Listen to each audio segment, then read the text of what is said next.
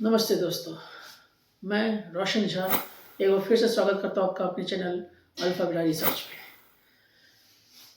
अब तक हमने आपको थीसिस के बारे में, रिसर्च के बारे में आपको हर एक चीज़ से अवगत करवाया कि क्या क्या चीज़ फैक्ट्स होती हैं, रिसर्च के फैक्ट्स सिखाए, रिसर्च पेपर के लिटरेचर रिव्यू।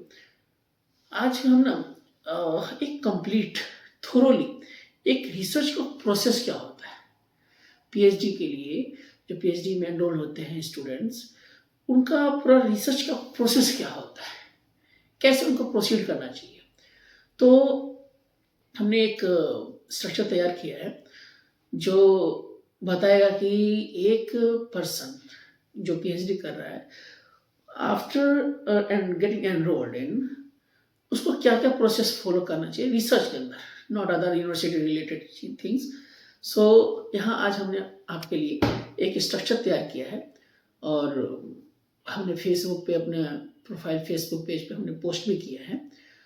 तो आज हम उसके बारे में समझेंगे कि एक्चुअल में रिसर्च को कैसे प्रोसीड करते हैं।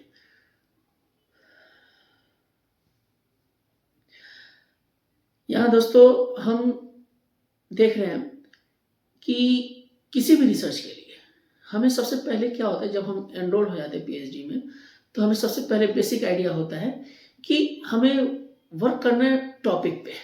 टॉपिक हमें किस एरिया में रिसर्च करना है, क्या हमारा इंटरेस्ट है, किस पे हम स्पेशलाइजेशन चाहते हैं। थोड़ा हमें ओवर थिंकिंग और अपने जो एक्सपर्ट्स हैं उनसे डिस्कस करना पड़ता है कि एक्चुअल में आपको किस टॉपिक पे भी किस स्पेशलाइजेशन पे आपको काम करना है। ठीक है, तो आपको अपने इंटरेस्ट के बेस पे आपको जज करना है। जब आपने ये सब इस पे वर्क कर लिया, मीन्स क्योंकि क्या होता है ना, एक जो पीएचडी का रिसर्च थीसिस होता है वो आपका लाइफ टाइम का एसेट होता है। तो आपको अपने पीएचडी के टॉपिक पे जो आपके साथ लाइफ पूरे टिल योर लाइफ रहेगा, तो आपको वहाँ पे आपको स्टडी करना, उसको जानकारी लेना, उसको समझना बहुत ज़्यादा जरूरी है।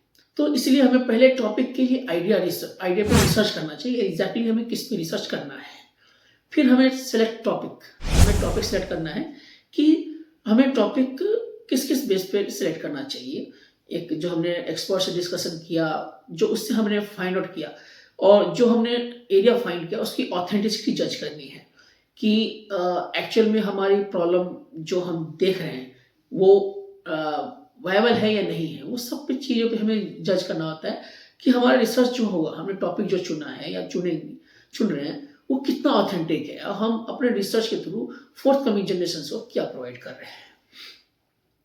फिर आगे होता है जब हम टॉपिक हम सिलेक्ट कर लेते हैं, फाइंड कर लेते हैं, तो हमारा जो प्रोसेस होता है रिसर्च प्रपोजल का, किसी में सिनॉप्सिस भी, रिसर्च प्रपोजल सिनॉप्सिस, तो पैटर्न सेम होता है क्योंकि इनमें थ्रू क्या होता है कि आपको आपके ऑब्जेक्टिव्स, ठीक है, वो मीनिंगफुल होने चाहिए। आपको ऐसा ऑब्जेक्टिव हो जो कि आप एग्जैक्टली आप क्या करने जा रहे हो ये आपको पता हो। ठीक है, इट शुड बी मीनिंगफुल, ये मीनिंगफुल होनी चाहिए, है ना। और आपका ऑब्जेक्टिव जब हम सिनॉप्सिस करेंगे, थीसिस करते हैं, तब देखा जाता है कि एग्जैक्टली हम कितना ऑब्जेक्टिव के क्लोज तक पहुंचे हैं। तो यहाँ तक जो होता है रिसर्च प्रपोजल का काम हो जाता है, जहाँ से आपका टॉपिक अप्रूवल मिल जाता है आपको कि या you are on right track, you should go on with your selected topic. अमूमन आगे हम जब रिसर्च प्रपोजल हमारा अप्रूव होता है, तो हम आगे पहुँचते थे रिसर्च के लिए कि हमें रिसर्च किस पे करना चाहिए। तो देखिए क्या होता है कि कई लोग कहते हैं कि आपको इंट्रोडक्शन पे से स्टार्ट करना चाहिए ताकि प्रॉब्लम इजीली आइडेंटिफाई हो। लेकिन आप प्रॉब्लम जो आइडेंटिफाई करेंगे उसके लिए आपको सबसे पहले कहाँ पे जाना है, आप उसके लिए लिटरेचर फॉलो करोगे। तो हमें सबसे पहले एक कोई अच्छी थीसिस अगर बनानी है, अच्छी रिसर्च करनी है, तो हमें सबसे पहले लिटरेचर रिव्यू पे फोकस करना है। क्योंकि लिटरेचर रिव्यू जो होगा वो आपको गैप क्या मिल रहा है, आपके गैप जो मिल रहे हैं, क्या ये आपके ऑब्जेक्टिव को जस्टिफाई कर रहा है। इवन आप ये काम जो है रिसर्च प्रपोजल के फेज में जब लिटरेचर का पार्ट डालते हैं तो उसमें भी आप डाल सकते हैं, लेकिन रिसर्च प्रपोजल में उतना लिटरेचर को स्टडी नहीं किया जाता क्योंकि हम एक इनिशियल स्टेज पे होते हैं। तो उसके लिए हम जब लिटरेचर कर रहे होते हैं कि वहाँ पे डीप रिसर्च होती है, number of literatures, number of previous research को साइट किया जाता है, स्टडी किया जाता है, जिससे हमें पता चलता है कि एग्जैक्टली में प्रॉब्लम कहाँ है, हमें क्या स्टडी करनी है, हमें ऑब्जेक्टिव्स को आइडेंटिफाई करना है, मतलब ऑब्जेक्टिव्स को जस्टिफाई करना है विद योर गैप्स। मीन्स कि आपने जो ऑब्जेक्टिव सेलेक्ट किए हैं, क्या वो गैप्स के थ्रू आप रियली में वो आइडेंटिफाई कर पा रहे हैं या नहीं कर पा रहे हैं। उसके बाद हमें जो है बेस्ड ऑन गैप, जो हमने गैप फाइंड आउट किया है, हमने जो प्रॉब्लम फाइंड आउट की है, तो उसको हमें जो इंट्रोडक्शन में हमें डालना चाहिए कि हमें जो करंट सिनारियो है रिसर्च का वो एक्चुअली में क्या है, बेस्ड ऑन द गैप्स हमें आइडेंटिफाई करना है। ठीक है, हमें उसी के आधार पे introduction, problem statement, problem identify करके अपना एक, हमें ये दिखाना है कि हम ये रिसर्च कर क्यों रहे हैं, how we motivated with for the research. So यहाँ पे थोड़ा आपको करना पड़ेगा। जब इंट्रोडक्शन और लिटरेचर हो जाता है तो हमें मैथोडोलॉजी पे जाना चाहिए। मैथोडोलॉजी जो होता है ये आपके रिसर्च का कोर पार्ट है, क्योंकि यही आपको डिसाइड करता है आपके रिसर्च को कि आपका रिसर्च किस दिशा में जा रहा है। ठीक है, चूंकि यहाँ तक हम लिटरेचर और इंट्रोडक्शन के बेस पे हमने गैप्स और अपने ऑब्जेक्टिव्स डिफाइन कर चुके हैं, तो जिससे मोटा मोटी हमें हमारा जो प्रोसेस है, हमारा जो कोर है, कोर ऑफ द स्टडी, कि हमें क्या मेथड ऑप्ट करना चाहिए, वो सब हमारे नॉलेज में है। तो उस बेस पे हमें मेथड डिस्क्राइब करना चाहिए। चाहे मैनेजमेंट का है तो हमें बताना है कि सर्वे बेस्ड है या किस तरह का है, या कोई लॉ का है तो हमें एम्पिरिकल रिसर्च या डॉक्ट्रिनल रिसर्च किस बेस पे हम काम करेंगे वो सारा आइडेंटिफाई करना। या तो कंप्यूटर साइंस बेस्ड यानी कि प्रोग्रामिंग बेस्ड है तो हमें ये दिखाना है कि हमें क्या टूल टेक्निक यूज़ कर रहे हैं। तो ये सब चीज़ें वो इसमें मैथोडोलॉजी में आती है। मॉडल्स भी आप इसमें डालते हैं कि हमने इस काम के लिए ये मॉडल सिलेक्ट किया, इस मॉडल पे हम काम कर रहे हैं। और उसके बाद जो है हम मूव ऑन करते हैं डाटा कलेक्शन में। डाटा कलेक्शन के हमने 3 क्राइटेरियाज बनाई है। आप देखें डाटा कलेक्शन 1, 2 एंड 3। तो देखिए ये है तो एक ही फेज, लेकिन डिफरेंट सब्जेक्ट्स के लिए अलग अलग है। जैसे ये नहीं कि मैथोलॉजी वाले को डाटा कलेक्शन करेगा, डाटा एनालिसिस ही जाएगा, बीच में अगर कोई प्रोग्रामिंग का काम होगा तो 8वां, तो इस सबसे प्रोसेस करेगा। ठीक है, तो डाटा कलेक्शन अगर जैसे मान लीजिए सर्वे बेस्ड है, मैनेजमेंट का है या एजुकेशन का है जिसमें सर्वे बेस्ड इन्वॉल्व है, तो वहाँ पे हमें दिखाना पड़ेगा डाटा कलेक्शन हमने कैसे किया है। आप उसको गूगल फॉर्म के थ्रू भी कलेक्ट कर सकते हैं, फिजिकल मोड में भी कलेक्ट कर सकते हैं। ठीक है, तो आप जो भी पैटर्न आप सिलेक्ट करना चाहिए डाटा कलेक्शन के लिए आप वो कर सकते हैं।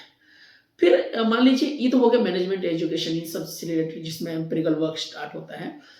और जैसे डाटा कलेक्शन दूसरे के लिए, जैसे मान लीजिए कंप्यूटर साइंस का है या इलेक्ट्रॉनिक्स का है, जिसमें कोई टेक्निकल रिक्वायरमेंट है, तो हमें वहाँ पे उस टेक्निकल चीज़ की, टेक्निकल रिक्वायरमेंट्स को डिस्क्राइब करना पड़ेगा और हम बताना पड़ेगा कि हम किस तरह से डाटा कलेक्ट करें, यानी कि एक्सपेरिमेंट मोड है तो हम किस तरह से रिजल्ट लेके आ रहे हैं।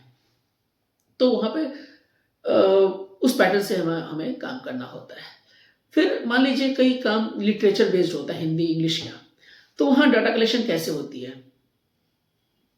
वहाँ पे डाटा कलेक्शन के लिए हमें जो है बुक्स, जो लिटरेचर्स की बुक्स है, चाहे इंग्लिश के लिए, हिंदी के लिए, तो हमें किस थीम पे काम करना है, कैसे काम करना है, वो थीम की स्टडीज में इंक्लूड की, मतलब उसके थ्रू हमें डाटा कलेक्ट करना पड़ता है, उसको हम लिखते हैं। फिर मतलब हालांकि उसमें डाटा कलेक्शन का फेज मैथोलॉजी में एक्सप्लेन नहीं होता, हमें उसको डाटा कलेक्शन के फेज को मेजरली कंसिडर करते हुए हम उसको चैप्टराइजेशन करते हैं। ठीक है, तो अब आया था डाटा एनालिसिस एंड इंटरप्रिटेशन।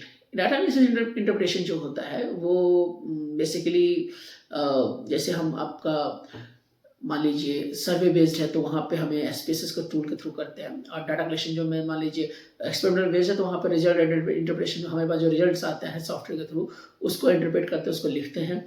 और चाहे अब ये लिटरेचर बेस्ड है उसको पूरा ही लिखना पड़ता है। डाटा कलेक्शन यानी कि बुक पढ़ के, बुक स्टडी जो हार्ड कॉपी में होती है हमारी, उसको स्टडी करके उसको लिखना पड़ता है कि हमारे मोड क्या रहेंगे।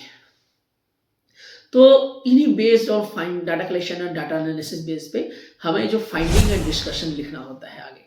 तो फाइंडिंग्स ये बताती है कि आपने अपने रिसर्च के थ्रू, चाहे आपने सर्वे कंडक्ट किया हो, चाहे आपने एक्सपेरिमेंटल वर्क किया, चाहे आपने बुक्स स्टडी की हो, तो उससे आपने क्या फाइंडिंग निकाली है, तो वो फाइंडिंग लिखनी पड़ती है। और based on the previous researches you have to discuss how your research is better than the previous one. So इसमें हमें डिस्कस करना पड़ता है number of facts and figures के बेस पे। उसके बाद जो हमारा 12th पॉइंट है ये है कंक्लूजन एंड सजेशंस। इसमें आपको simply based on your findings, based on your discussion, you have to conclude your research and accordingly you have to suggest what you are going to suggest to your future researcher. So these all things are belong to how we have to proceed our research in during our PhD research cycle. If we follow whatever I have discussed with you and whatever you have understood with us, you can understand what exactly we have to do while doing the research. तो यहाँ से हमारा जो point है कि PhD में research cycle कैसे proceed होता है, तो वो सब चीज़ें हमें एक पूरा एक गाइडेंस प्रोवाइड करेगा कि हमें कैसे इसको लेके चलना है और कैसे इम्प्रूव करना है। इम्प्रूव करने के लिए क्या है ना, देखो कोई भी रिसर्च मतलब आसान नहीं होती तो कोई मुश्किल भी नहीं होता, बस हमें मेजर होता है कि हम अपने पॉइंट्स पे कितने क्लियर है, बस इतना ही पॉइंट होता है। तो हम अपने रिसर्च से इतना पॉइंट समझे हैं कि हमें कैसे कैसे प्रोसीड करना चाहिए रिसर्च को, और आपको एक अच्छी गाइडेंस मिलेगी, आई होप कि मिलेगी इस वीडियो से। और हम आगे और भी बहुत कुछ सिखाने वाले हैं और समझने वाले भी हैं कि आगे मतलब कुछ सर्विसेज को हमें कैसे मतलब इम्प्रूव करनी चाहिए, आपके काम को कैसे इम्प्रूव करना चाहिए। आप जैसे पब्लिकेशंस होते हैं, पब्लिकेशंस को में भी हम कैसे जज करें, वो सब चीज़ें हम आगे आने वाली वीडियोस में बताएंगे। तो आई होप कि आपको इस वीडियो में काफ़ी अच्छा लगा होगा, काफ़ी आनंद आया होगा। तो मिलते हैं आपसे अगले वीडियो में, तब तक के लिए नमस्कार।